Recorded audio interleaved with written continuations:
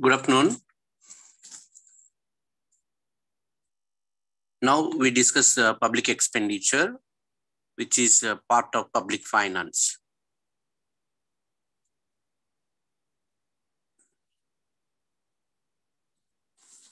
Public expenditure. What is public expenditure? The expenditure incurred by the government or public authorities. We know that at various levels, the government, central, state, and local governments, they incur expenditure for the satisfaction of or promoting the economic and social welfare of the people in the country.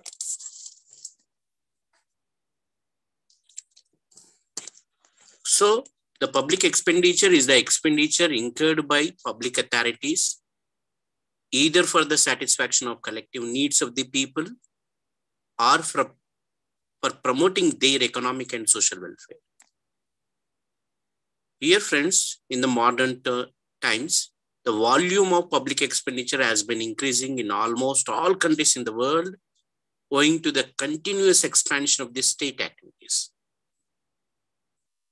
According to Wagner, in the world, in almost all countries, the state activities are gradually increasing. So the volume of public expenditure is also increasing. Musgrave advocated public expenditure since a government is forced to do many activities, such as activities to secure a reallocation of resources in the country, redistributive activities, redistribution of income, wealth, and other resources among the people in the country, stabilization activities, economic stabilization or price stabilization activities, and commercial activities. These are the activities must be taken up by the government in modern times. So for promoting economic development, the government expenditure has been increasing. The promotion of economic development is one of the major objectives of public expenditure. As a matter of fact, the role of public expenditure is important in the accumulation of capital that governs the rate of growth of productive capacity. So friends, in fact, public expenditure seeks to maximize the index of social welfare. It is realized that public expenditure plays a vital role in shaping the national economy.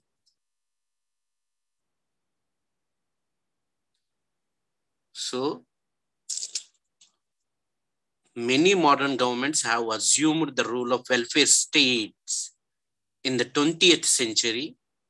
Hence, the expenditure has been growing over a period of time. To Wagner, public expenditure increases as a result of increasing economic activities of the government. As the economic activities or social activities of the government increases, public expenditure increases, according to Wagner law. And Peacock and Wiseman, they have developed a law, a principle. It advocates that the increase in public expenditure is due to step-like growth of industrial activity. So, the public expenditure is the expenditure incurred by the governments or public authorities at various levels.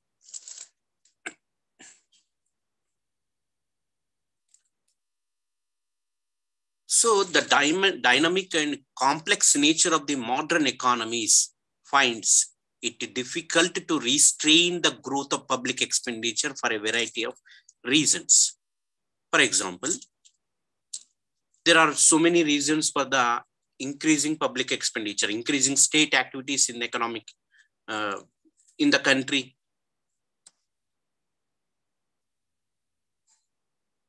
Before that, we discuss about the classification of public expenditure on the basis of functions. Adam Smith classified public expenditure according to the functions of the government. According to Adam Smith, the expenditure on protective services, for instance, expenditure on arms, ammunition, defense, police, administration of justice and jails. This is expenditure on protective services. It is must to be taken up by the governments. Expenditure on commercial activities like rail, roads, highways, which are taken by the government in the public interest. This is known as expenditure on commercial activities. The third one is developmental expenditure, which is incurred on social and economic development of the country, like expenditure on education, health, recreation, public utility or facilities to the community. So these three types of expenditures are incurred by the government, according to Adam Smith. On the basis of functions, on the basis of revenue, various economists have classified, made a classification of public expenditure. According to Finlay Shiras, he divided the public expenditure into two types: primary expenditure and secondary expenditure. The primary expenditure includes all expenditure which governments worthy of the name are obliged to undertake. For example, expenditure on defense, law and order, and the payment of debts. This is known as primary expenditure by the government. The secondary expenditure is also known as real expenditure. The secondary expenditure includes social expenditure, that is expenditure on public undertakings, and certain miscellaneous expenditure like education, public health, poor relief, unemployment insurance, famine relief, and other similar social services. Under the miscellaneous grants are included pension charges, drawbacks, or refunds. So these are all comes under secondary expenditure. Various economists, J.S. Mill and Dalton, various economists made classification of public expenditure. Next, canons of public expenditure. Canons are nothing but rules. So, some economists like A.G. Butler made an attempt to lay down certain guidelines for public expenditure to be followed by the public authorities. According to A.G. Butler, the public expenditure should promote the welfare of the society. It should stimulate the social welfare. An eye should be kept whether the funds are properly utilized for conducting social welfare or not. And according to Professor Shiras, there are many canons of public expenditure.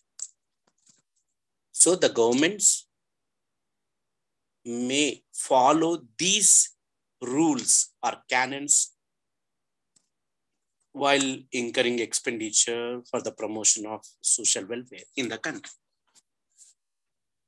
According to Professor Shiras, the canons of public expenditures: number one, canon of benefit. The ideal of this canon is maximum social advantage. Up to the Professor Shiraz, other things being equal, public expenditure should bring with it important social advantages, such as increased production, the preservation of social life against external attack and internal disorders, as far as possible, a reduction in the inequalities of income. So these are known as canon of benefit. So the greatest happiness of greatest number is the sole objective of this canon. But it is difficult to measure the benefit from some items of public expenditure.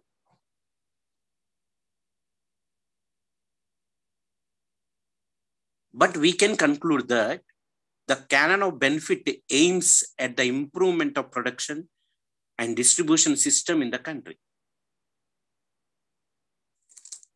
The next one is the canon of economy.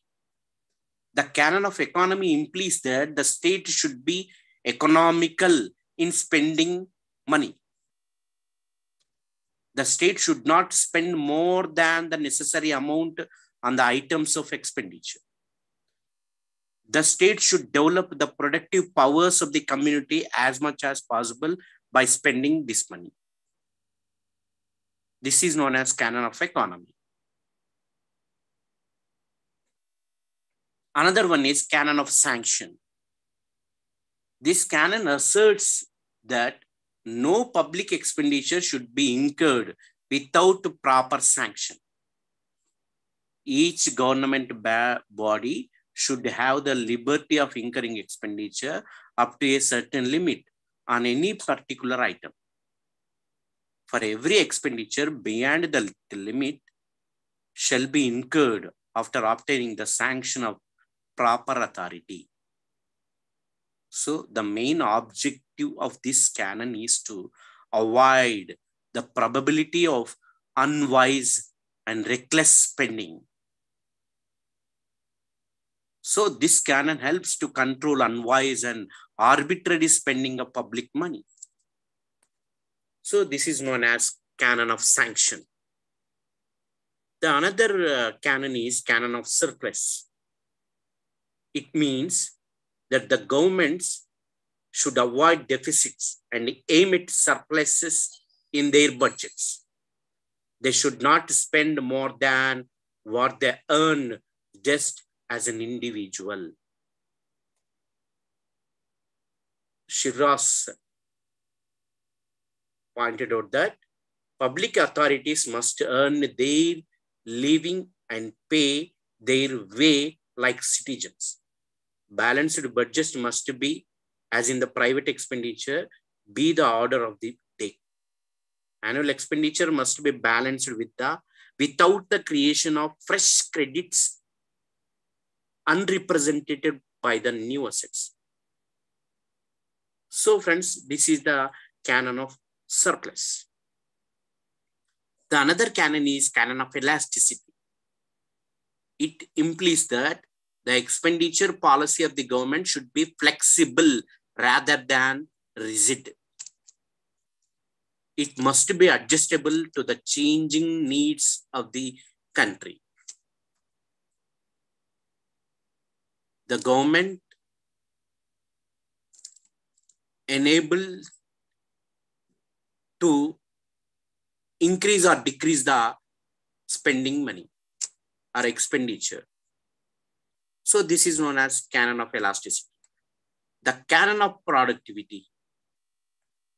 This canon implies that the expenditure policy of the state should be such as to encourage the production of the country. It means that a major chunk of the country's public expenditure should be allocated towards productive and development purposes. So it can be said that this canon is based on the goal of maximum employment, maximum output, and maximum income. So the expenditure policy of the state or government should be productive in nature. The another canon is canon of equitable distribution or equal distribution. It requires that the public expenditure should be carried out to ensure just and equitable distribution of income among different groups of the country. This objective can be attained by conferring more benefits on the poor sections of the society by way of public expenditure in the form of medical, education, housing, and old age pensions, and others. So friends, this canon is more important for those countries where glaring inequalities of income and wealth are prevailing. Developing countries like India have given it a practical shape in the economy of the state and their fiscal policies. So this is known as canon of equitable distribution. Another one is canon of neutrality. This canon of neutrality signifies that public expenditure should not disturb or adversely affect the economic setup like production, distribution, exchange, consumption. So friends, by following this neutrality canon,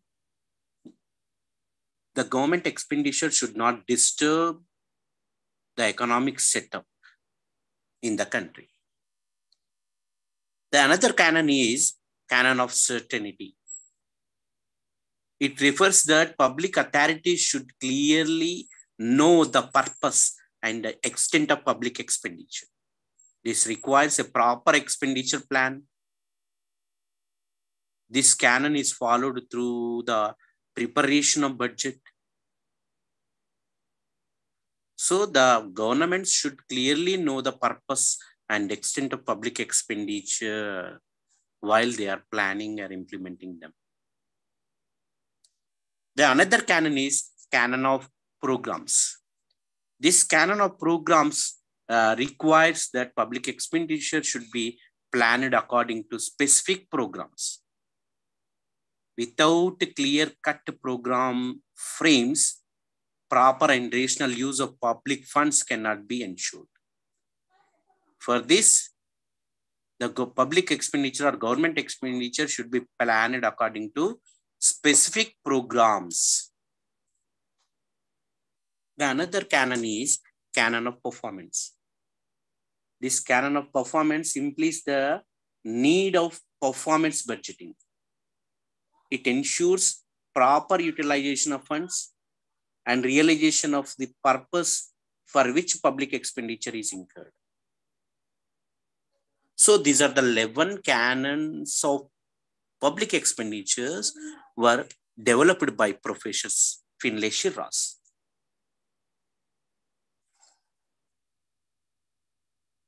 The other topic is determinants of public expenditure.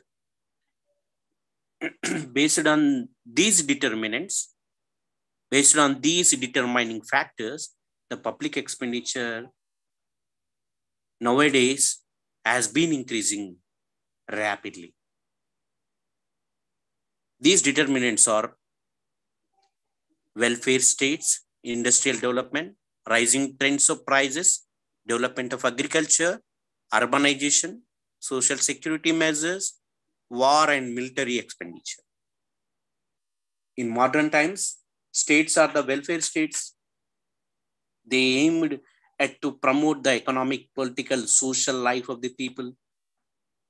To attain this aim, the state has to undertake so many welfare functions or programs like education, public health. So these are all the determinants of public expenditure. Due to these determinants,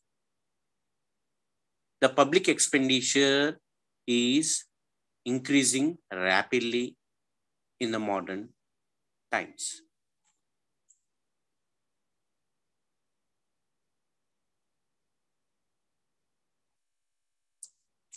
And some more determinants are democratic and socialistic structure, growth of transport and communication, growth of population,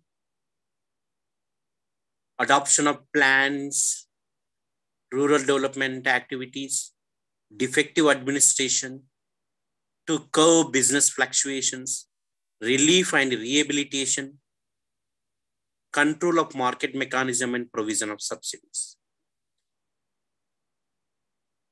For example, democratic and socialistic structure of the government, which is another important factor which is responsible for the increase of public expenditure to a greater extent.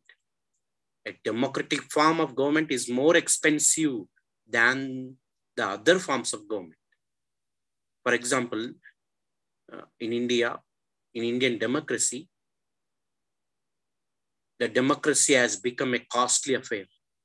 Expenditure on election, by-election, and administrative setup is increasing. By the same token, there is a gradual shift of thinking from capitalism to socialism, with the result that the state governments have to shoulder larger responsibilities to perform social activities. And growth of population is also a major responsible for increasing the public expenditure, as the government needs money to perform various functions efficiently. The state has to bear additional responsibility of solving problems such as food, unemployment, housing, and sanitation, and others. The government has also to check the growth of population. Recently, we have crossed the China's population. So, government has to spend a huge amount for the family planning program every year to persuade people to have small family. Another reason is growth of transport and communication, adoption of plannings, growth, rural development schemes, and defective administration. For example, the government has to spend huge amount for the development of rural folk in the developing countries like India, where a majority of population lives in villages.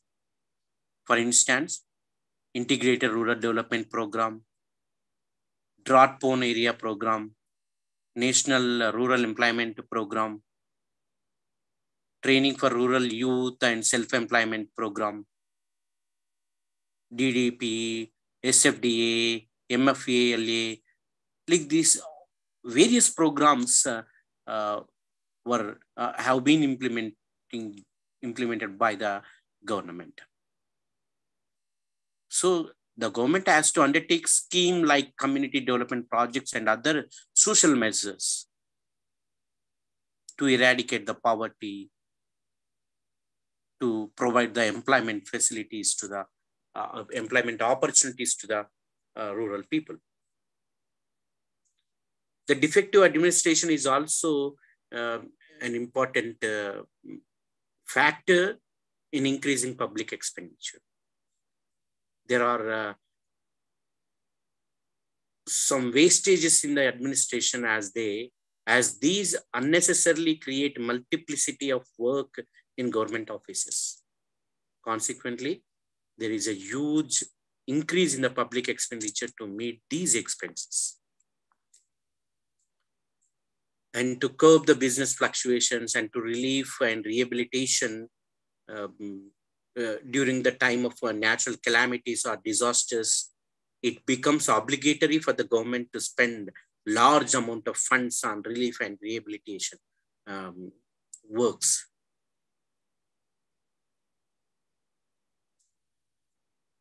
And to control market mechanism and to provide subsidies in a mixed economy like India, it is the responsibility of the state to minimize the evil effects of market imperfections. It is a burden, duty of the state to control the market mechanism to ensure the distribution of essential goods and services to larger sections of the society. On the one hand, the state has to keep a vigil on unfair trade practices. On the other hand, on distribution system. Due to these reasons, due to these factors, the public expenditure is increasing in the modern state. Now the topic is effects of public expenditure. Friends, the effects of public expenditure vary over a period of time. Public expenditure needs to be looked upon as an indispensable fiscal instrument of securing economic stability and social welfare. The policies of taxation and public expenditure they may be complementary and supplementary to each other, but these have more effect on production, consumption, investment, savings, and working nature and ability of the people. So according to Dalton, the effects of public expenditure can be broadly classified as effects on ability to work, save, and investment, effects on willingness to work, save, and investment, diversion of economic resources. He also pointed out certain forms of public expenditure which increases productive power and which are socially desirable. So according to Dalton, public expenditure affects the ability to work, ability to save, ability to invest of the people in the country. With the increase in public expenditure on education, medical services, cheap housing facilities, means of transportation and communication, recreation facilities will increase the efficiency of persons to work, efficiency of the person to save and invest.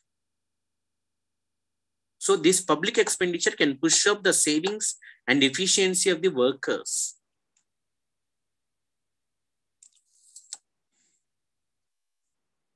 And one more thing, effects on willingness to work and save and investment.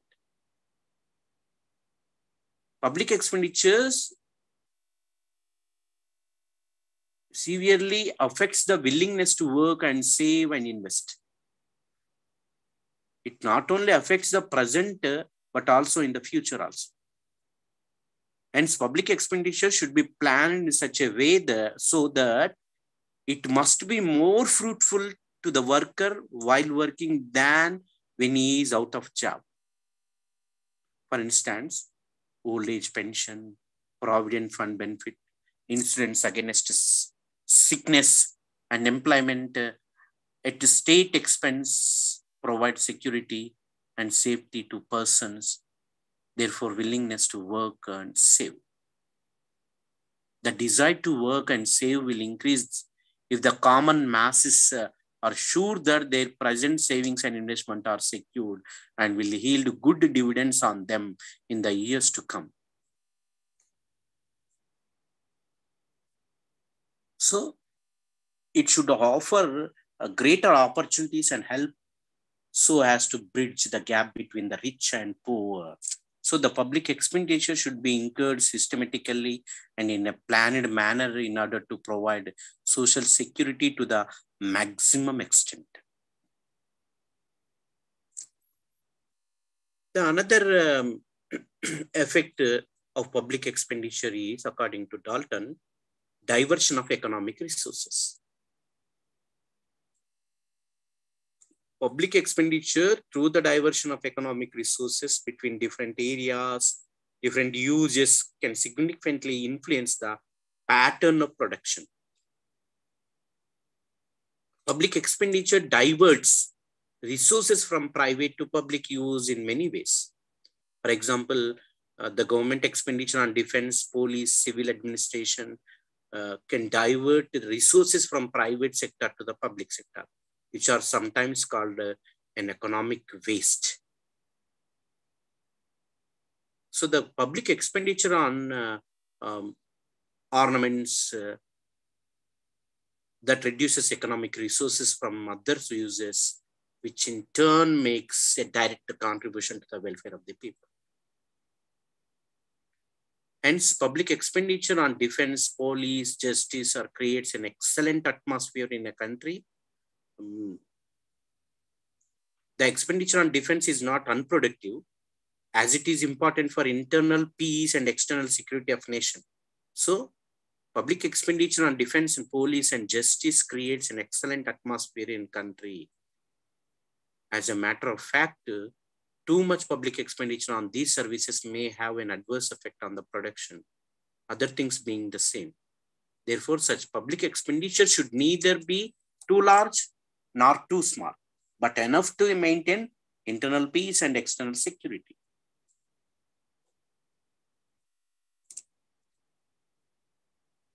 So, friends, Dalton also pointed out certain forms of public expenditure which increases productive power and is socially desirable. For example, expenditure on debt redemption, expenditure on many projects, expenditure on education, training, research, and public health, and expenditure on in aid of social security schemes. So these are the effects of public expenditure. And there are some effects on public effects on distribution in the economy.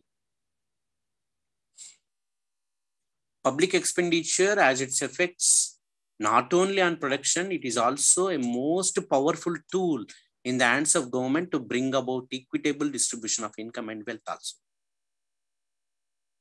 To bring about equitable distribution of wealth, the government can use not only its taxation policy, but public expenditure policy can also help to a greater extent in achieving this objective. Effects of progressive, proportional, and regressive expenditure. To Dalton, just like taxation, public expenditure can also be regressive, proportional, or progressive. He says that a grant is regressive if the smaller the recipient's income, the smaller the proportionate addition made by the grant. Progressive. If the smaller, it is progressive if the smaller the recipient's income, the larger the proportionate addition. It is proportional if whatever the size of the recipient's income, the proportionate addition is the same. If the public expenditure is more benefiting to the people of higher income group and least to the poor sections of the country, it is said to be regressive. It is progressive if it is more benefiting to the poor people and least to the richer sections of the society. It is said to be progressive.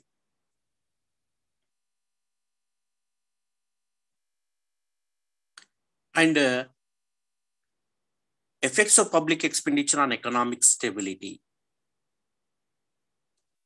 There are two kinds of aggregate economic instability in form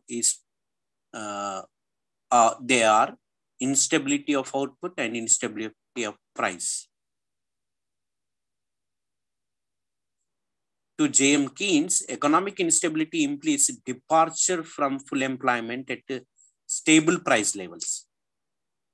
It is the deficiency of aggregate effective demand caused by a law of marginal proportionality to consume, coupled with low marginal efficiency of investment in advanced economies of the world. So the effects of public expenditure in depression, effects of public expenditure in inflation. Generally, depression is a condition when saving exceeds investment, which results in lowering of aggregate effective demand and hence in falling prices. Falling prices cause losses among businessmen and manufacturers and reduce their confidence for further production. This leads them to curtail production and employment and to hold their cash resources. Thus, a large number of workers are thrown out of the employment. Consequently, the consumption of these unemployed workers is reduced, which in turn again leads to lowering the aggregate effective demand and further curtailment in production and in employment. This further cause reduction in the total consumption, total demand, and so on. This type of vicious spiral continues, which is broken by the intervention of public expenditure. In such period, the government spends money in public works projects. It not only creates employment among these laborers, but starts a chain reaction of employment in the economy. So during the depression period, the public expenditure have positive results. Effects of public expenditure in inflation period. Public expenditure can also help in curbing inflationary conditions prevailing in the country. We know that inflation is a condition when investment exceeds saving. So in this period, the government, under such circumstances, the public expenditure should be incurred on those projects which raise sufficiently the volume of production within a short period. So the public expenditure on minor irrigation projects, provision of fertilizers, seeds, manures to agriculturalists, providing facilities to industrialists for expansion or establishment of industrial units can help in increasing the production. It helps to check the rising trend of prices in the economy. And the effects of public expenditure on economic development and growth. Public expenditure has to play an active role in reducing regional disparities, developing social overheads, creation of infrastructure, education and training, growth of capital goods and industries, research and development in developing economies. So public expenditure in the shape of subsidies can prove helpful for attaining economic growth.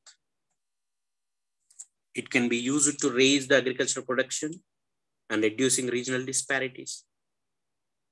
In the form of investment, the public expenditure on education and various social services leads to an increase in the consumption rather than savings.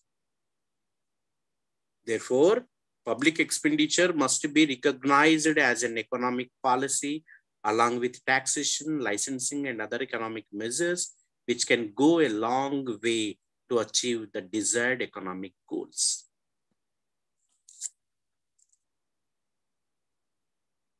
So friends, these are the effects of public expenditure. So we discussed the public expenditure, classification of public expenditure, and determinants of public expenditures, effects of public expenditures. Now, another topic in public finance is public debt. What is public debt? The debt which the state or government owes to its citizens or of other countries or to other agencies from whom the government has borrowed. The government borrowings are public debt. The government may borrow from banks, business organizations, business houses, and individuals in the country. The government can borrow from within the country or from outside the country or both. In this context, the government means central, state, and local bodies, but the public debt is in the form of bonds and treasury bills that carry with them the promise and assurance of the government to pay interest to the bondholders at a prescribed rate. So the public debt is is the debt of the government.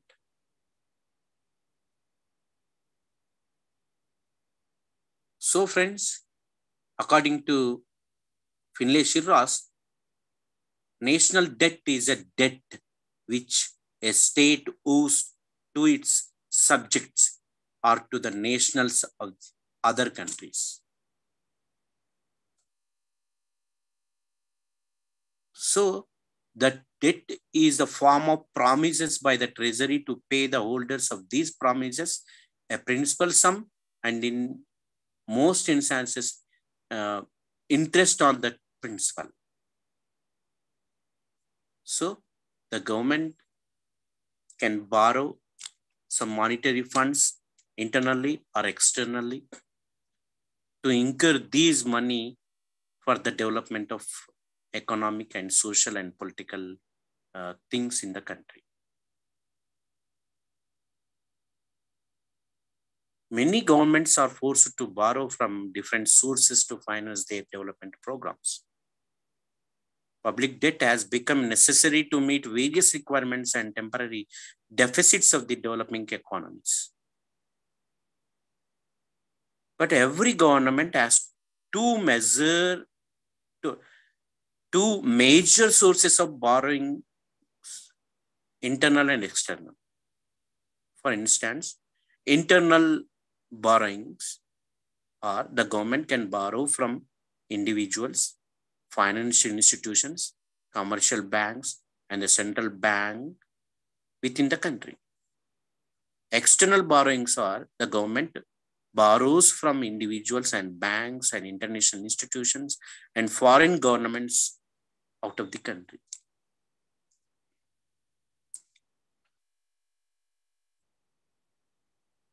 So friends, the government can borrow from individuals or people in the country. It can borrow from non-banking financial institutions in the country. It can borrow from commercial banks.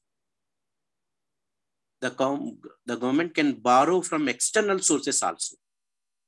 They are international financial institutions like IMF, IBRD, IDA, IFC, which give loan for short term for overcoming temporary balance of payments difficulties and for long term for development purpose.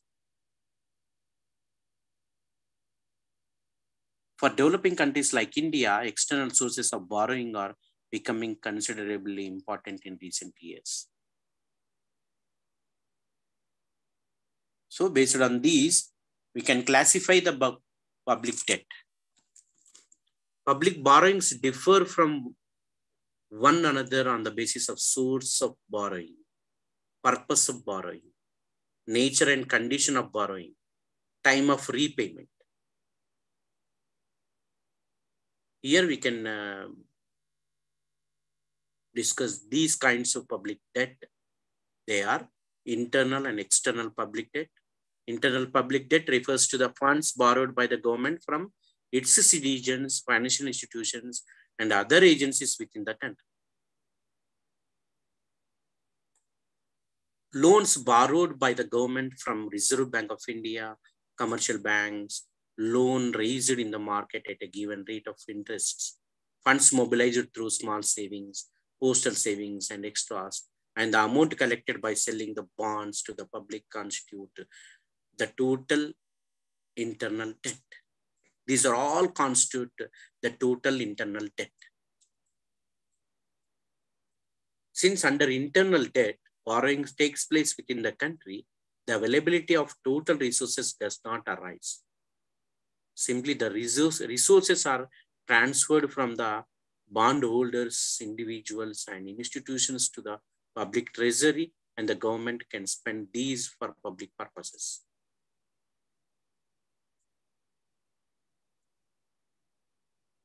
An internally held public debt represents only a comment to affect a certain transfer of purchasing power among the people within the country.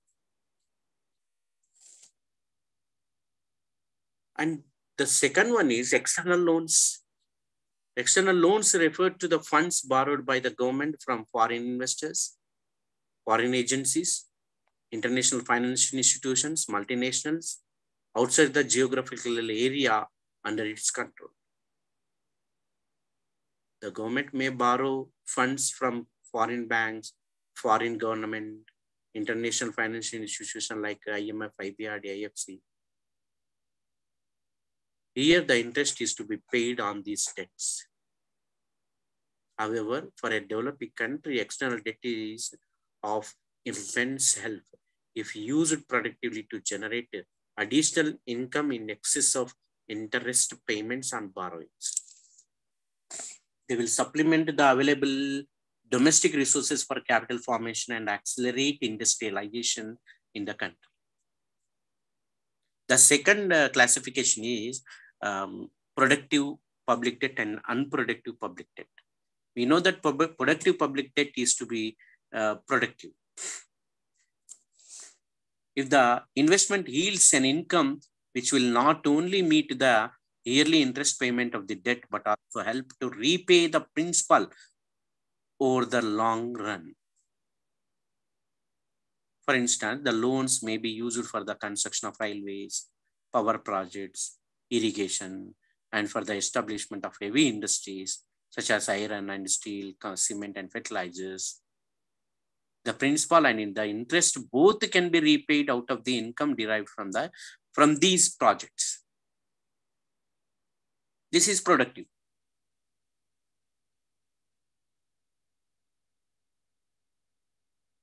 Unproductive loans are those which are spent on those projects which do not yield any income, any revenue.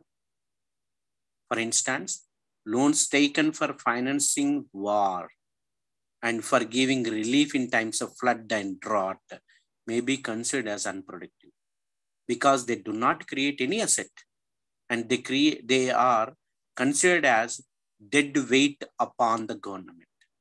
These are all unproductive public debts. The next two kinds of public debt is redeemable and irredeemable public debt. Public debt may be classified as redeemable and irredeemable on the criteria of maturity.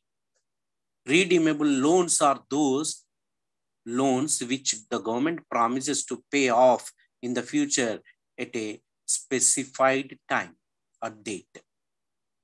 They are terminable loans. Irredeemable debts are those which may not be redeemed or repaid at all, but the government promises to pay the interest regularly. These loans are may be known as perpetual debt.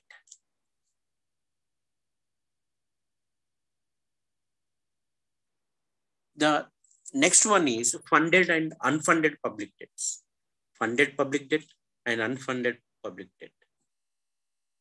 The distinction between these two loans is tagged to the duration of repayment of debt. These loans are also known as unfunded debts and funded debts.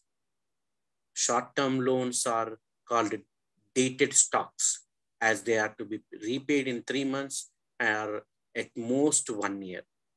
Treasury bills issued by the government are unfunded debts because they are to be cleared in 3 months or 6 months.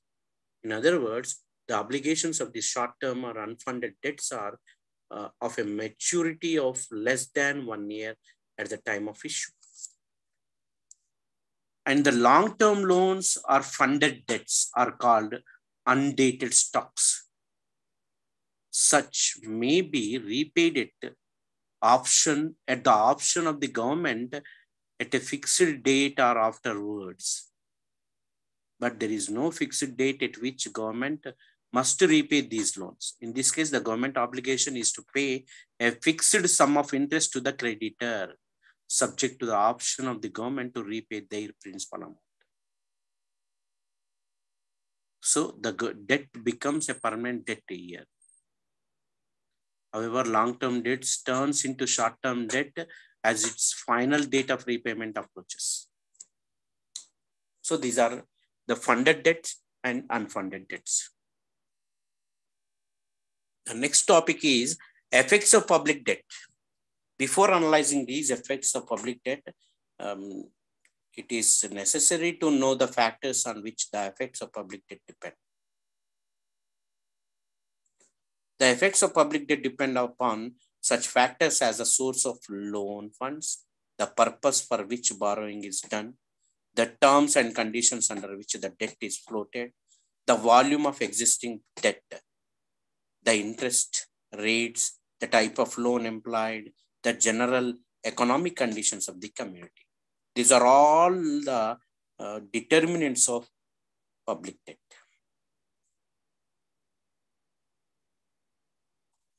So the factors, these are the determinant factors on which the effects of public debt depend.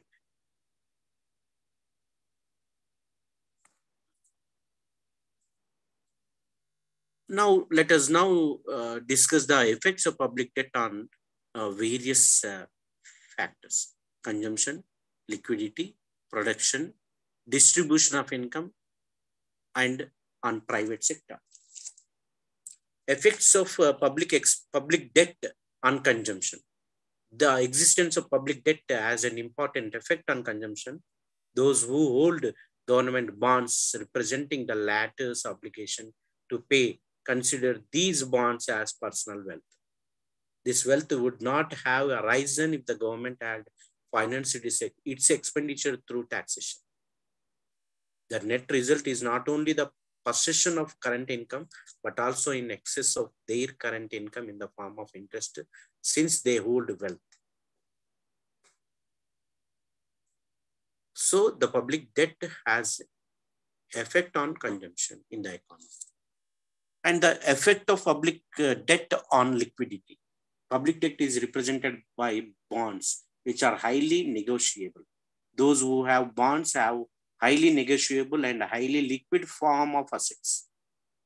Whenever individuals require more funds for any purpose transaction with precautionary, speculative motives, they can easily convert the bonds into cash.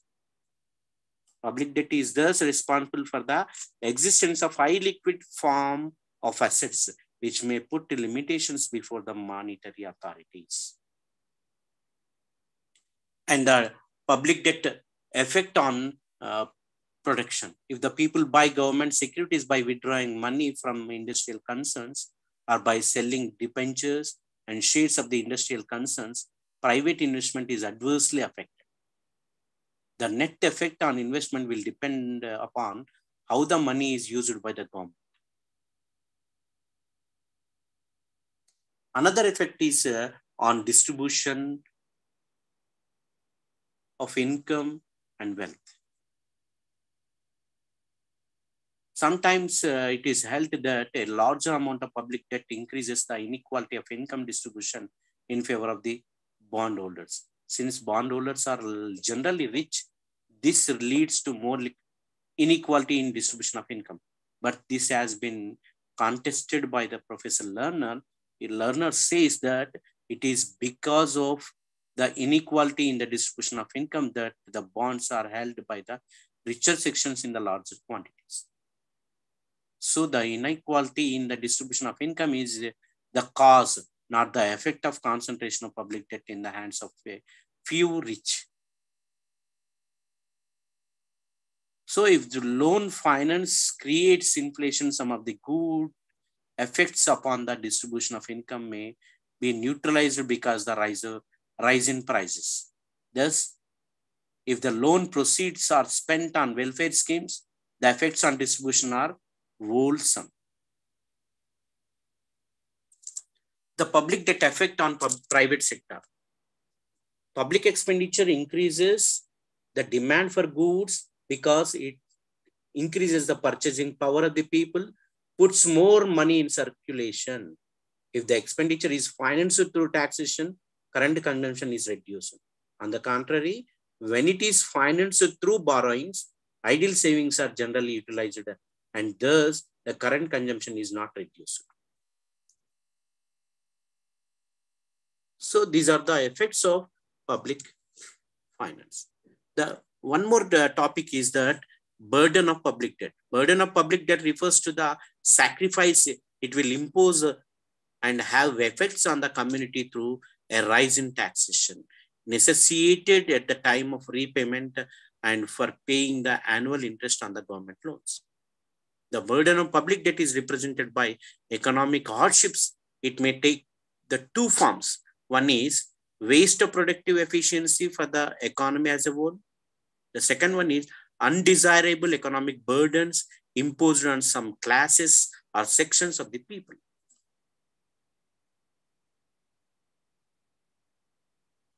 Another topic is redemption of public debt. When the government borrows some funds from internal or external sources, the government has to repay this public debt. The repayment of a debt is known as redemption of public debt. Just as the private individuals or organization has to repay the loan, the government has to pay not only interest on the public debt, but also repay the principal on the due date. So friends, there are some conditions or some consideration relating to the redemption of public debt. Equity consideration, which influences the debt redemption policy of the government, and the consideration that influences the debt redemption policy is diminishing marginality of debt burden. So anyway, based on various methods, the government repay the public debt. There are various methods used by government to redeem its debt. Some of these methods are extreme ones, such as repudiation of debt, while others may not be redemption at all, but payment of one debt with the help of another debt. Let us briefly discuss few important methods of debt redemption. They are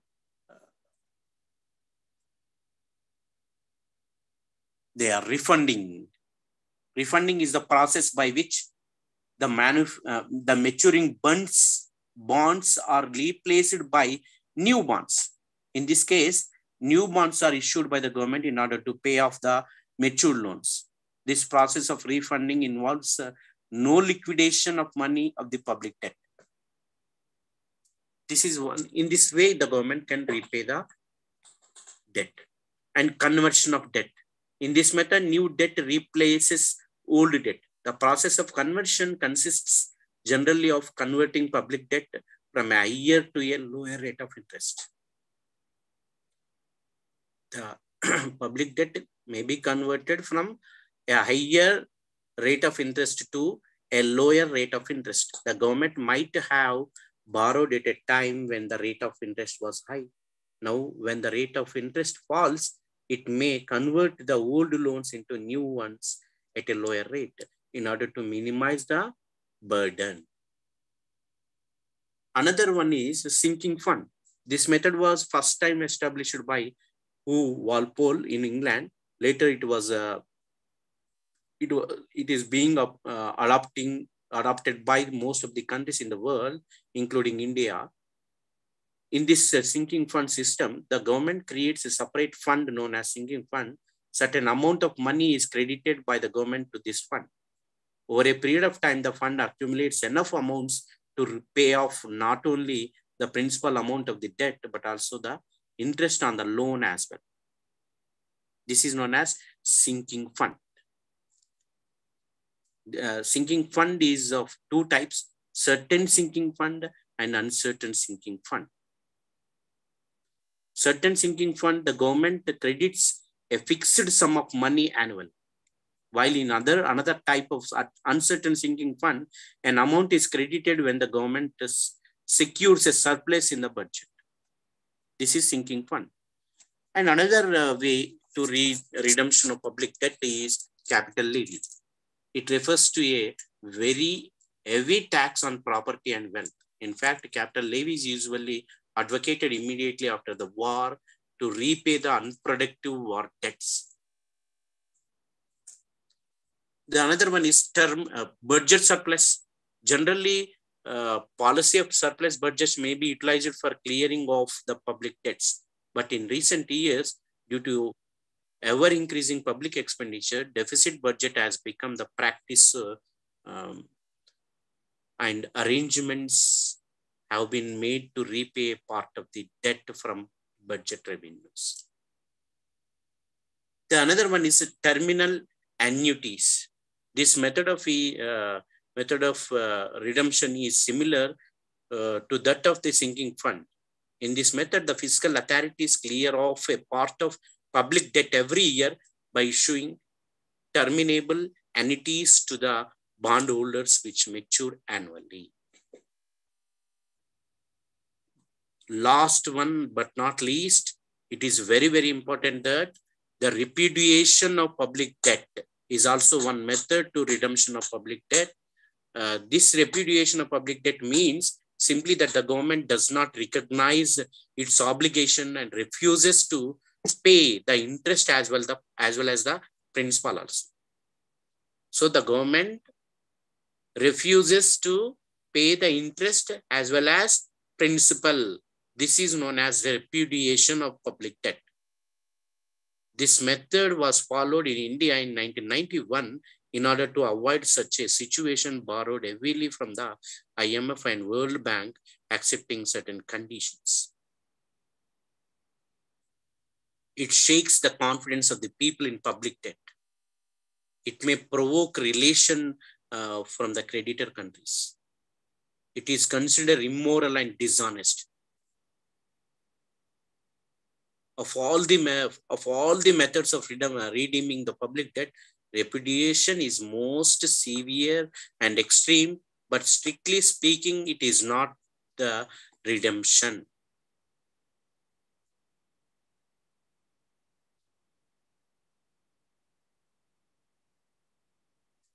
One concept is, small concept is that debt trap. This concept is very much relevant to the developing countries where the government is playing a leading role in the process of economic development. Most of the economists are of the view that the mounting costs of debt servicing is pushing developing countries towards a situation of debt trap. This is because without borrowing afresh or without rescheduling of the payment obligation, the government are not in a position to meet the cost of debt servicing. This is what is known as debt trap. It is a situation where the total indebtedness of the country keeps on mounting and there is no possibility at its downturn. Most of the developing countries fall into external debt trap. This is more dangerous than internal debt trap.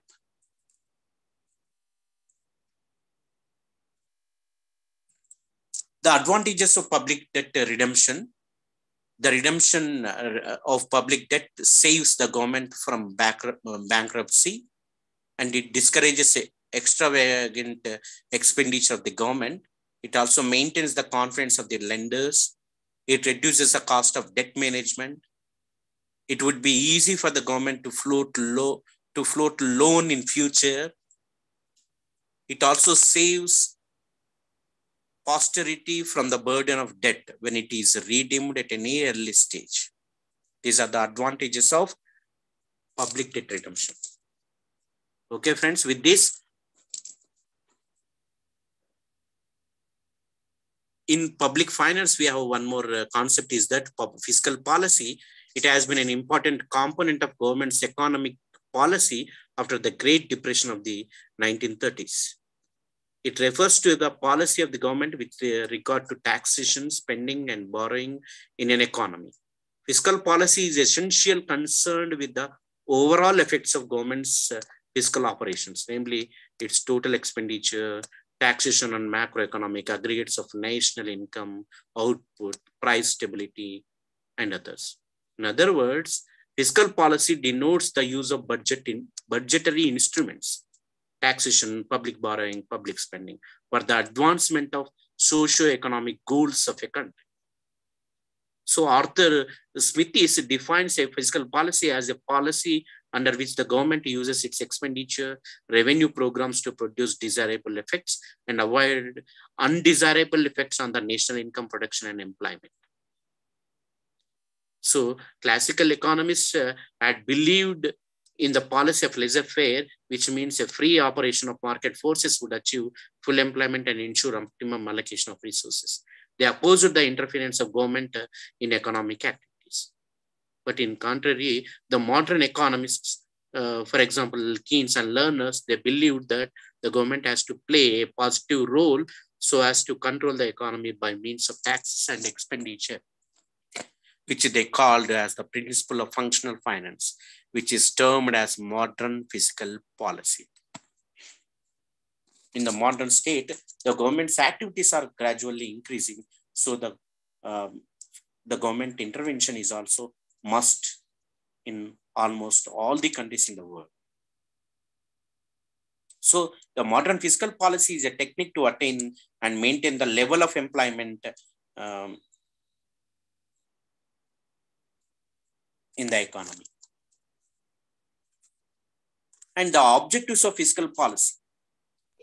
Sir, can you provide examples for the examples for these headings? Fiscal policy is nothing but fiscal policy is a policy of the government which deals with the public borrowings, public expenditure, public revenue. Under public revenue, taxation policy. In India, the Indian government or state governments, they take this initiation to formulate some policies and implement regarding to public expenditure for the development of economic and social development in the economy, and public revenue collect from the taxation sources and non-tax sources. These are all comes under fiscal policy. Next, Nana, the objectives of fiscal policy. To maintain the full employment in the economy, especially in the developing countries, the fiscal policy aims to maintain full employment through management of its budget. In developing countries also, the government main objective of the 5-year plans in India is to maintain, to attain the full employment state. And the another objective of the fiscal policy is to control inflation and deflation. We know that inflation is nothing but a gradual, continuous increasing in the prices of the general price level. And continuous decrease in the general price level is known as deflation. At these two times, two situations, the government should follow, should implement various measures to stabilize the economy. So this is the one of the most important objectives of the fiscal policy.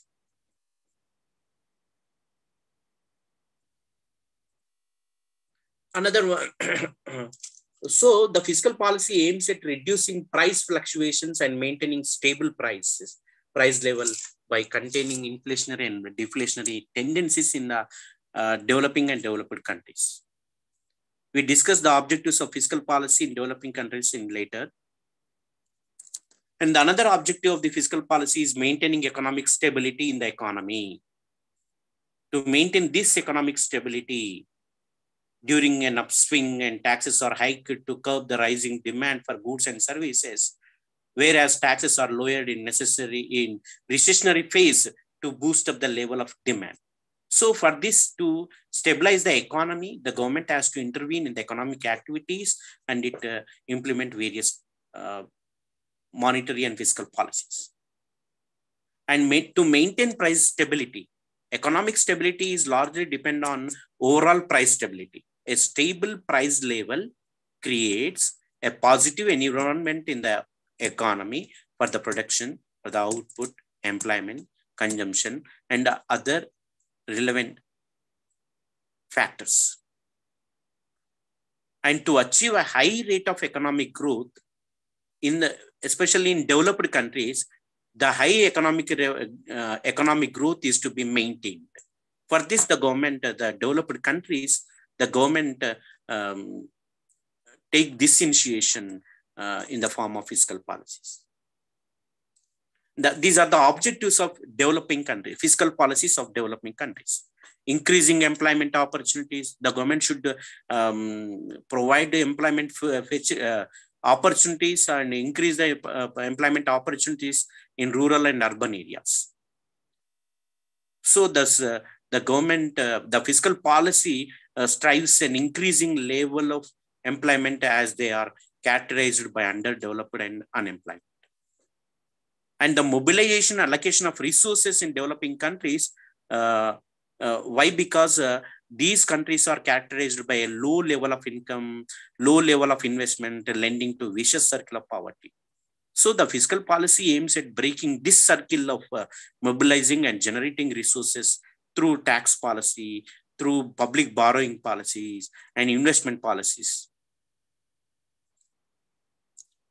And minimization of inequalities in the income and wealth. It is also one more objective of the fiscal policy in developing countries to bring about redistribution of income in favor of the poor by taxing the rich and spending the so raised revenue on various social welfare activities, including education, health, and water and sanitation for the benefit of the poor. And one more objective is increasing economic growth. So friends, here for the fiscal policy aims at directing the resources to socially desired channels with the high yield so as to boost up output and accelerate the economic growth in the economy. So to achieve the higher growth, economic growth rate, the government involves or interferes in the economic activity through its fiscal policies. So these are the objectives of the fiscal policy in the country. So in the next class, we discuss about the federal finance and other topics. Thank you very much, friends. Today I'm ending this session.